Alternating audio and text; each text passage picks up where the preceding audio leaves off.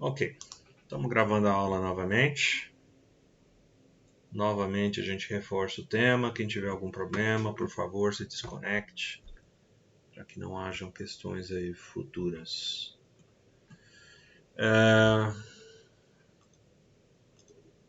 Novamente, material produzido em parceria, aí, grande parte, maior parte, na verdade, sendo sincero, do Farcas. E a gente agradece por ter esse resumo para poder orientar nossas aulas aqui. Mas vamos lá.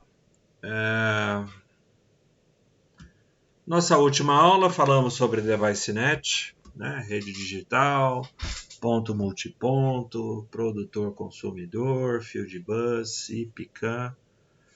Falamos do Ethernet IP, onde um dos principais focos que a gente adotou aqui foi na distinção da tecnologia do uso comercial para o uso industrial. Isso tem que ficar muito claro, pessoal. Não é um conectorzinho desses tipo cristal que vai resolver o teu problema numa área industrial onde você tenha gases corrosivos, né? Então não dá para usar esses cabinhos de Ethernet que a gente acha aí em cooperativa para poder usar em ambiente industrial, né? Até a questão da conectorização, ela é um item diferenciado quando a gente fala de Ethernet na indústria. Protocolo aberto, recursos de controle em tempo real. Eu acho que o esclarecimento das dúvidas aí a gente falou um pouco mais sobre isso, né? Faz a extensão do Ethernet padrão ao SIP, né? O mesmo protocolo no DeviceNet. Mestre, acho que você não está compartilhando a sua tela. Que beleza. Vamos lá. Agora tá. Existe um compartilhamento. Eu estava estranhando que não apareceu nossa carinha aqui embaixo.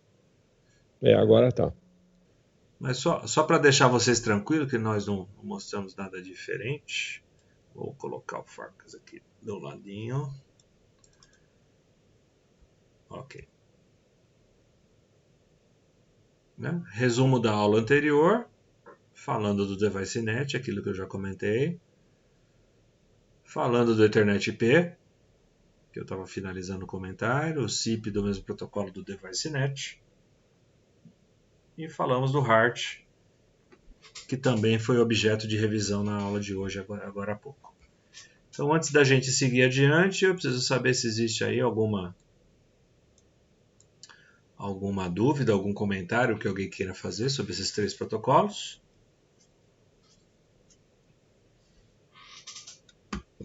Ok. Continuando.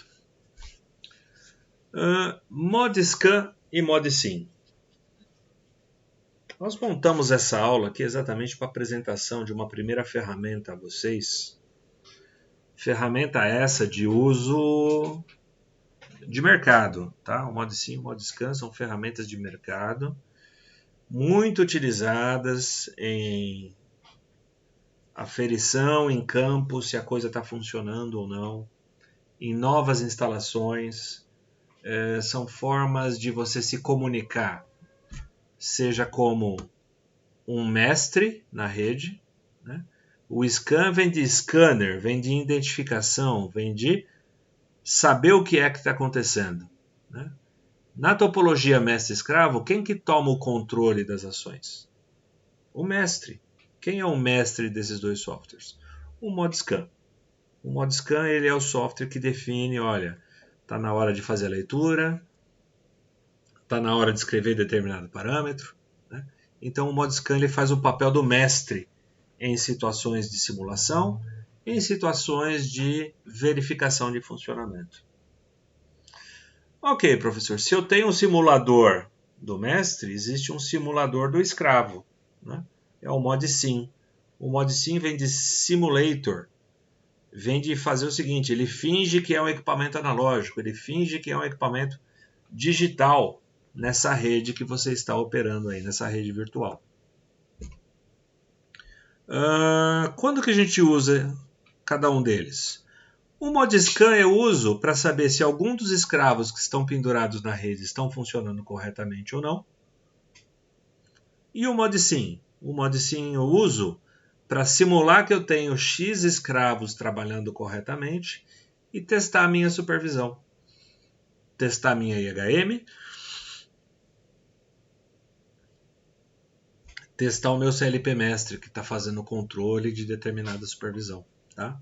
Então, basicamente, é uma ferramenta muito poderosa para esse protocolo em específico. Tá? Esse protocolo, Modbus. Então, eu estou falando de um Modbus, um scanner de Modbus e de um simulador de Modbus. Vantagens dessas ferramentas. Basicamente, você tem qualquer tipo de simulador e qualquer tipo de supervisório. Né? Você escreve qualquer tipo de variável e lê qualquer tipo de variável dentro dos parâmetros daquilo que a gente define como comunicação industrial. Eu vou mostrar para vocês na aula de hoje como é que essas ferramentas funcionam.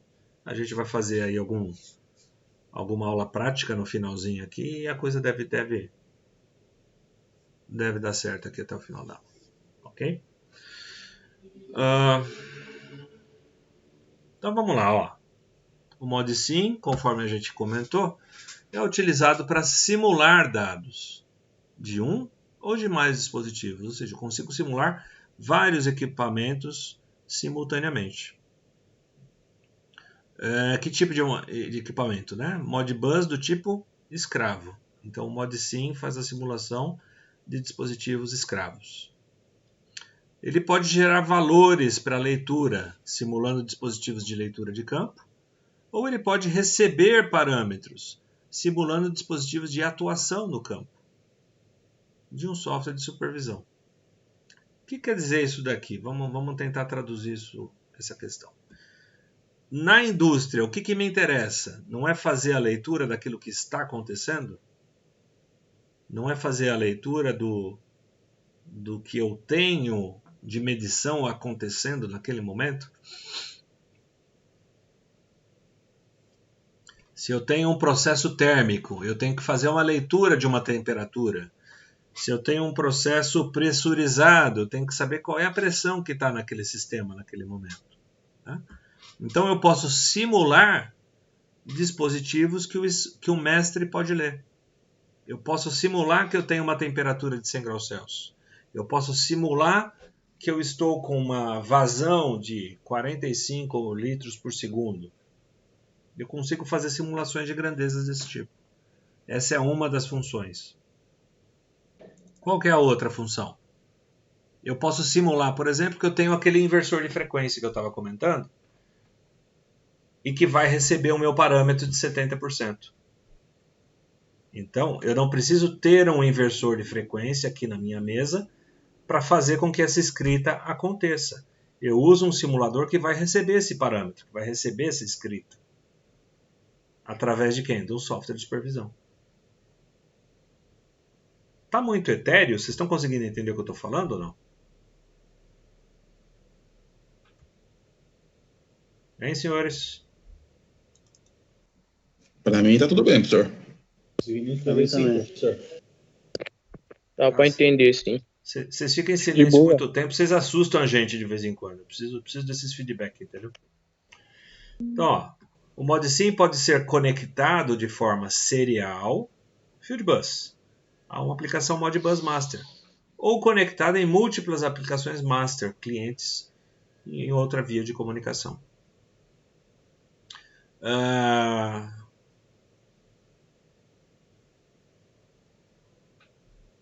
Vamos lá. A carinha do simulador é essa daqui, tá? A carinha do software que a gente vai manusear daqui a pouco se assemelha muito a isso. Então, ó, eu posso definir qual é a porta serial que eu vou estar trabalhando. Com 2, com 3, com 4, com 5, com 10, com 20. Nessa porta serial, não sei se vocês se lembram, mas na 485, quantos dispositivos eu posso pendurar mesmo? Numa RS 485? 32? 32, isso mesmo. 32 dispositivos eu posso pendurar nessa rede. Como é que eu vou diferenciar um dispositivo do outro? eu vou dar um ID para esse dispositivo, eu vou colocar um endereço nesse cara. Professor, mas se 2 equipamentos tiverem o mesmo endereço, como é que eu vou saber quem que é quem? Exatamente. Se eu já pendurei um device 1 na minha rede, o próximo tem que ser o 2, tem que ser o 5, tem que ser o 7, menos o endereço que eu já utilizei. Então, se eu tenho 32 dispositivos na minha rede, eu terei 32 device ID a serem configurados. E o software vai me permitir fazer a leitura do ID que está colocado aqui. Vou ler o 1, vou verificar a resposta. Vou ler o 5, vou verificar a resposta. E assim por diante. Tá? Veja bem, esse software ele é um simulador. Eu vou simular um dispositivo aqui. Está vendo que tem outra tela de fundo? Eu posso simular um outro, posso simular um outro. Vou simulando quantos equipamentos eu quiser. Esse equipamento, esse device 1, ele tem que ter um endereçamento a ser obedecido aqui, ó, que a gente vai falar daqui a pouco. Existe um endereço das variáveis, das grandezas. Existe uma memória imagem da grandeza que está sendo verificada. E eu posso definir quantas grandezas estarão sendo simuladas nesse software. Comprimento, length, 100 grandezas. Não, eu quero 10 grandezas. Não, eu quero uma única grandeza. E essa informação pode ser o quê? Uma analógica de entrada, uma analógica de saída? Um dado digital de entrada, um dado digital de saída? Não são os 4 tipos básicos que a gente tem na instrumentação? Lembra lá da aula do CLP? Quais eram as grandezas que um CLP consegue controlar? Escrita ou leitura de um dado analógico, escrita ou leitura de um dado digital. Sim?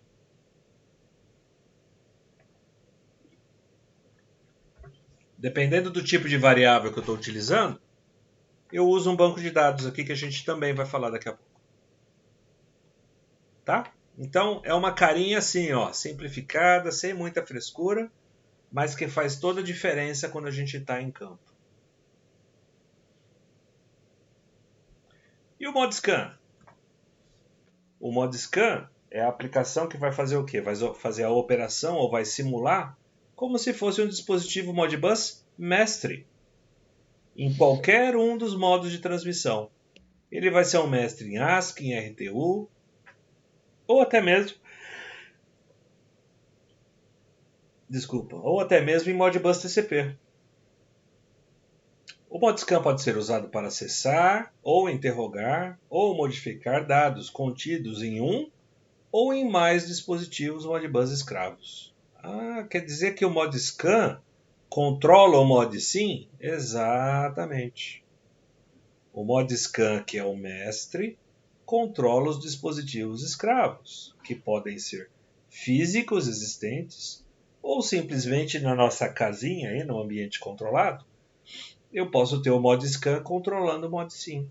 Exatamente isso que a gente fazíamos, né, em laboratório da ETEC, mas que a gente vai poder fazer aí aos que têm computador dentro de sala, dentro de casa. Então ele vai fazer isso nos dispositivos escravos conectados ao computador via porta serial, via um modem ou até mesmo uma rede de comunicação, simulando assim um software de supervisão. O ModScan faz a simulação do software de supervisão. O Caetano levantou a mão, é isso, Caetano? Sim, professor. No slide anterior aí, estava mostrando o endereçamento, né? Aí a porta, ela seria a mesma para todos os dispositivos conectados na rede? Como que é o esquema? Vamos lá. Se eu estou simulando... Se eu estou simulando aqui na porta 2, essa informação refere-se à porta 2. Se eu quiser criar uma outra porta, eu tenho que criar uma outra conexão. O software permite fazer simulação na porta 2, 3, 4, 5. Tá?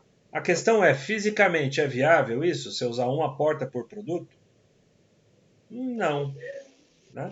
É por isso, inclusive, que existe o Modbus em cima de uma rede RS-485.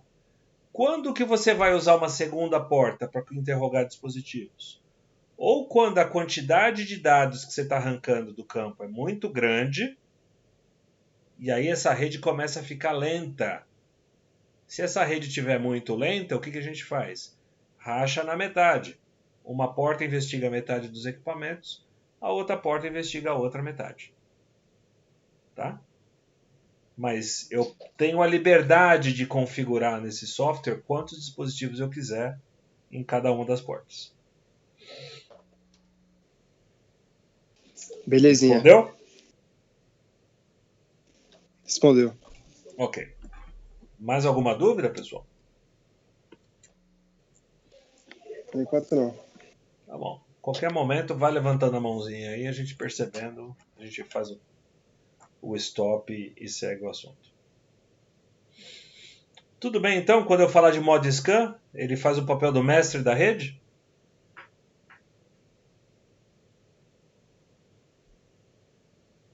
Sim. Qual que é a carinha do ModScan? A carinha do ModScan é essa aqui, ó. Softwares padrão Windows, né? File, New, ó, salva, abrir arquivo. Eu posso alterar a forma pela qual as informações são expostas para vocês. Existe aí a mesma história do Device ID, do banco de dados, do endereçamento, do comprimento das palavras, tá? Mas daqui a pouco a gente vai ver isso daqui em ação.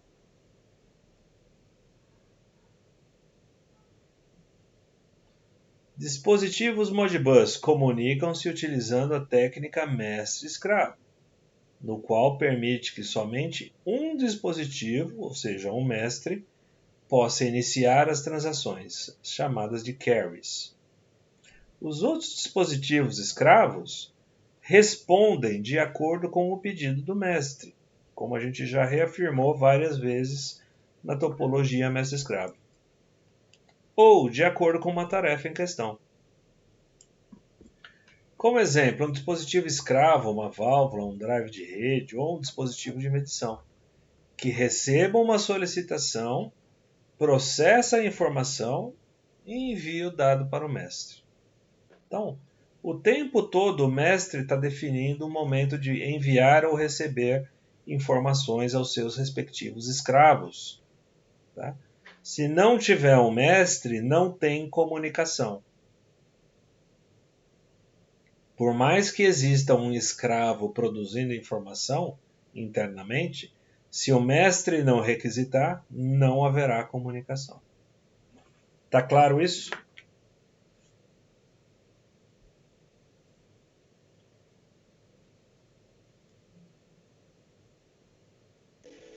Beleza.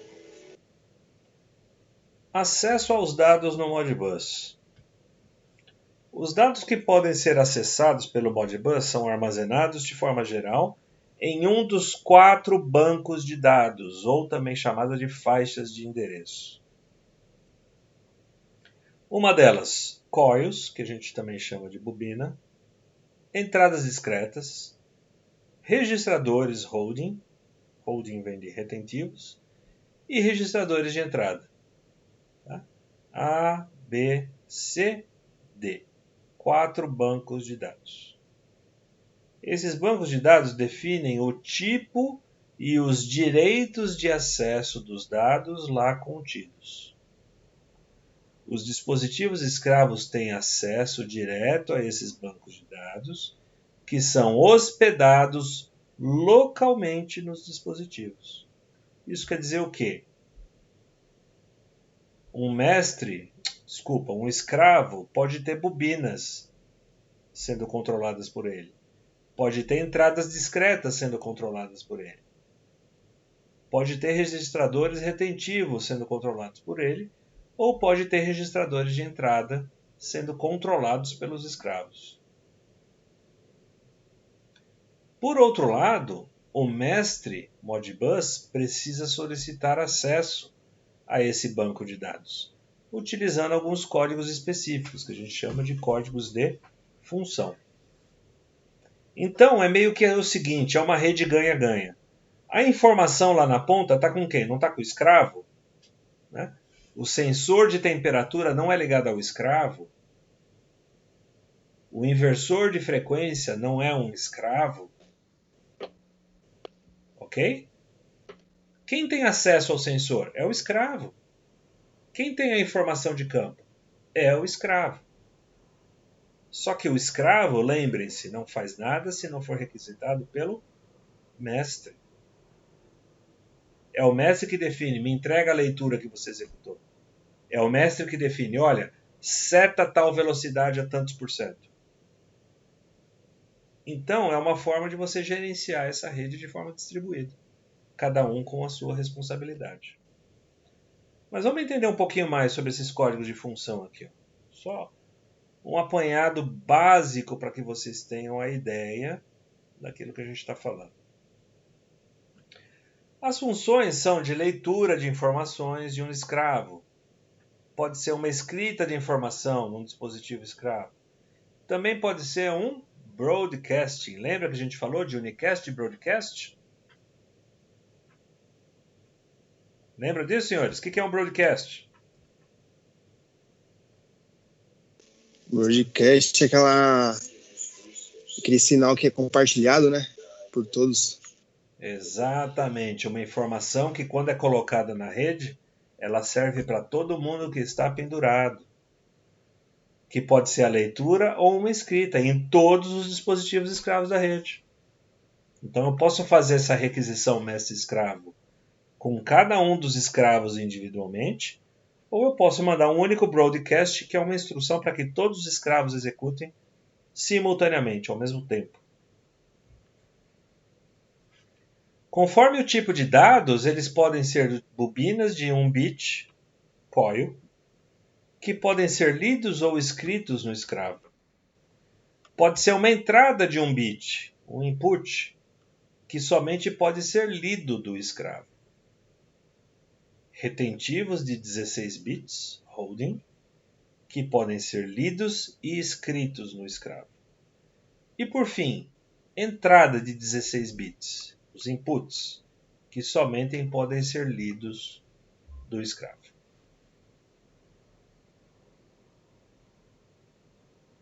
De forma sintetizada, vamos lá. Coil status. Bobina de saída.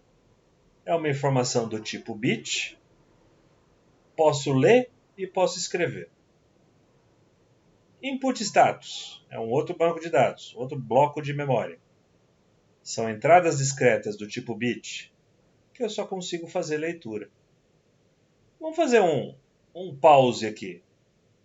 Por que o coil, o escravo deixa ler e deixa escrever?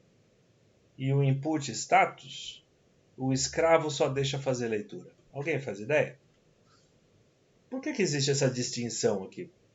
Se os dois são bit.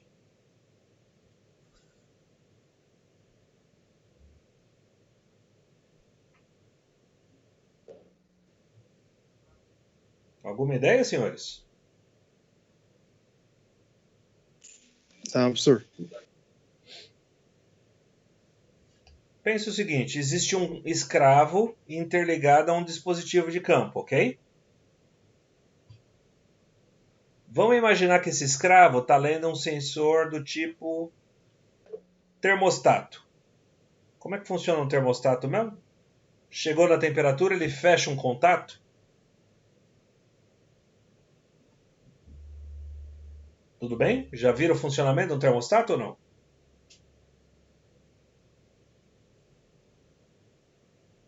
Senhores.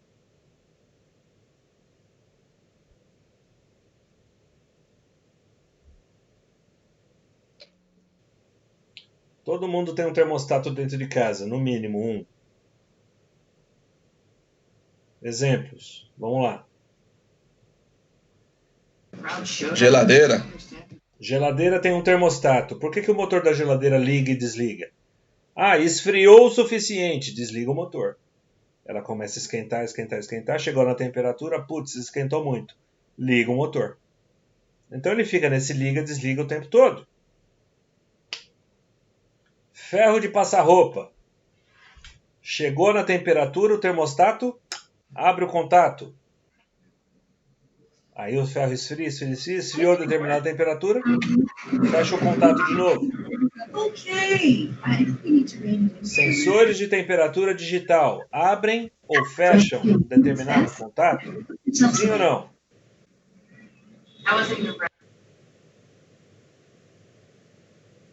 Um sensor digital desse linkado a um escravo. Ok? Eu estou fazendo a leitura de um termostato à distância que a rede me permite. Eu consigo falar para esse termostato, fecha o contato remotamente? Ou o abrir e fechar contato é uma consequência que eu só posso monitorar naquele momento o que é que está acontecendo?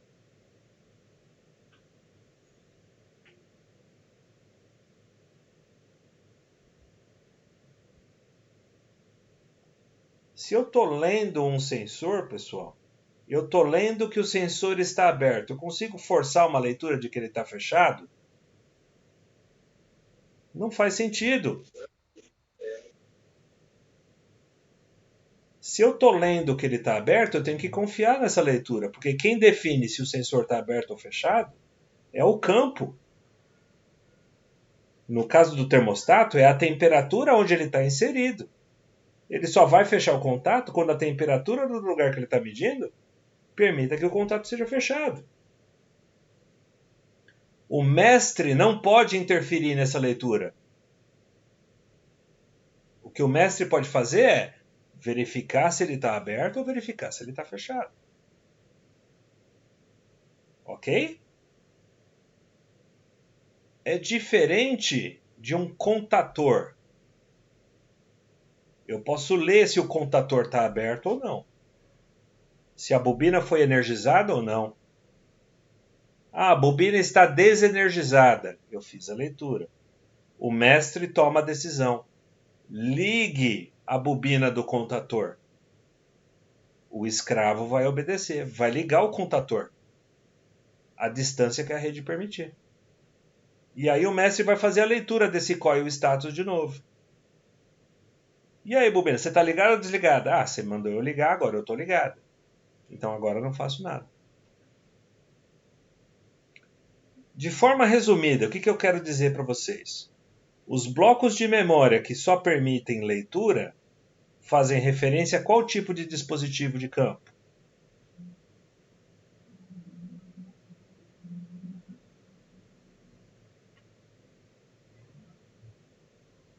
Sensores, pessoal.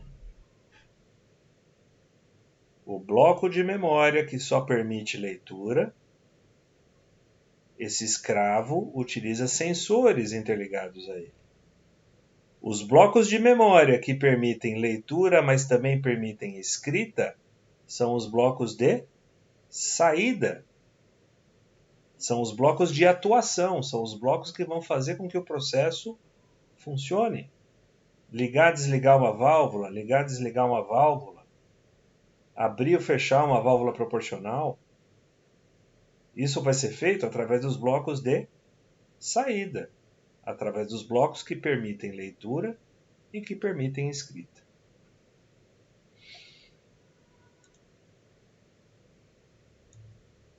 Dúvidas?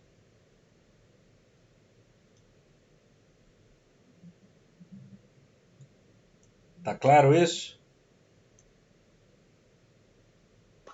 Sim, professor.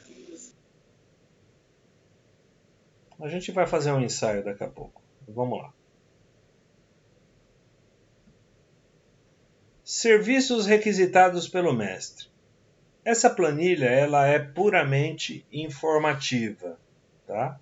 Nós não vamos requisitar esse tipo de informação para vocês.